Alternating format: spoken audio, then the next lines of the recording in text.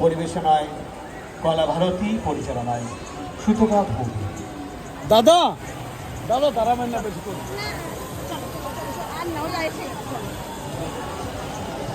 এটা কি অমরনাথ? এটা হচ্ছে মহাকাল উজ্জৈন। আচ্ছা ওটা হচ্ছে বদ্রী বিশাল।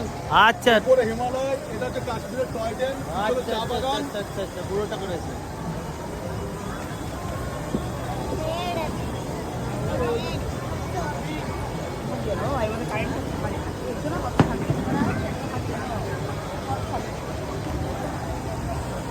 আপনারা দেখছেন কলা ভারতী নিবেদিত নৃত্যানুষ্ঠান সমগ্র পরিচালনায় সুতপা ভৌমিক। এই নৃত্যানুষ্ঠানের পরই থাকছে সঙ্গীতানুষ্ঠান।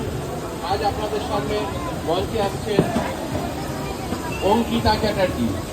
অঙ্কিতা চ্যাটার্জি আর কিছুক্ষণের মধ্যে মঞ্চে উপস্থিত হবেন, আপনাদের গান শোনাতেন। আমাদের পরবর্তী প্রোগ্রাম সঙ্গীতানুষ্ঠান। মঞ্চে আসবেন অঙ্কিতা চ্যাটার্জি। মঞ্চে আসবেন অঙ্কিতা চ্যাটার্জি। আপনারা এখন দেখছেন নৃত্যানুষ্ঠান।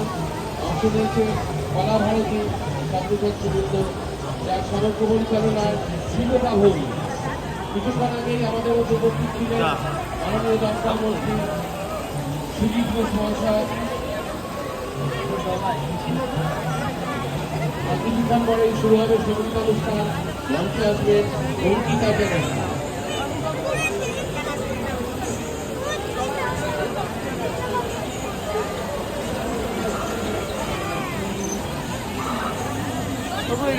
বাংলার লোকসংস্কৃতিকে পরিপুষ্ট করেছে টুসু, ভাদর, এরকম বিভিন্ন লোকসঙ্গীত।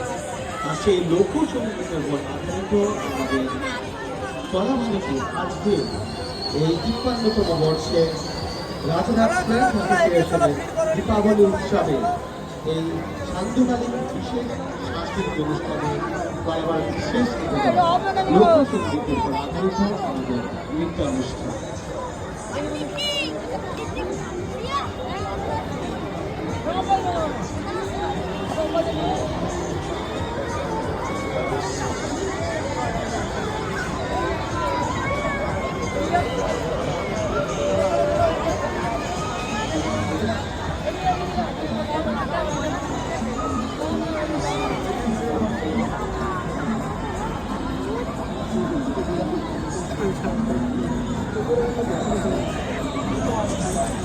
Thank you.